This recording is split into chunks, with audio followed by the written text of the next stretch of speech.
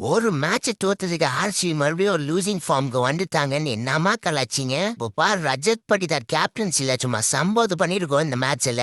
ஒரு பெரிய டார்கெட் தான் வச்சோம். இது காரணம் ஃபில் சால்ட் ஃபயர் ஆரம்பிச்சாப்ல. நம்ம நடுவில் ரஜத் படிதார் ஃபியர்லெஸ் பேட்டிங், கடைசியில டிம் டேவிட் வந்து ஃபினிஷிங் சூப்பரா பண்ணிருக்காப்ல. அதுக்குமா விராட் கோலி நல்லா ஸ்டெடியாவே விளாண்டுருக்காப்ல. 50 அடிச்சு ஃபீல்டிங்ல தான் தலைவனை பார்க்க முடியல, சின்னதா அந்த இன்ஜுரி ஆயிருக்கு. பாலிங்ல ரஷிக் தார் உள்ள கொண்டு வந்தாங்க, சும்மா தரம் மண் காப்புல தலைவன். ஏன்னா கடைசியில அந்த இன்ஜுரி ஆயிருந்தாலும் அந்த ஓவர்ல விக்கெட் எடுத்து கொடுத்துட்டு தான் உள்ள போயிருக்காப்ல. அடுத்த மேட்ச் நல்லா ஃபிட்டா வருவான்னு வேண்டிப்போம். சுபாஷ் சர்மா கூட நல்லா டீசென்டா பாலிங் போட்டிருக்காப்ல. ஒரே ஓவர்ல 2 விக்கெட் எடுத்து தரம் பண்ணிருப்பாப்ல. குணால் பாண்டியாக்கு வந்து பவுன்சர் பாண்டியான் பேரே வச்சிடலாம் போல. நல்ல கிரியேட்டிவான பாலிங் போடுறாப்ல, பவுன்ஸும் நல்லா போடுறாப்ல. ஓவரால் அந்த ஆர்சிபி இந்த மேட்ச தரம் பண்ணிருக்காங்க தான் சொல்லணும். இன்னும் பாலிங்ல கொஞ்சம் ஒர்க் பண்ணோம். மற்றபடி ஆர்சிபி ஒரு ஸ்ட்ராங் டீம். அதே இந்த மேட்ச் நிறைய இன்ஜுரிஸ் நடந்திருக்கு. ரொம்ப நல்லா போன மாதிரி அந்த மேட்ச். சரிங்க, நான் உங்களால அடுத்த இன்ட்ரெஸ்டிங்கான மேட்சை சந்திக்கிறேன். பை.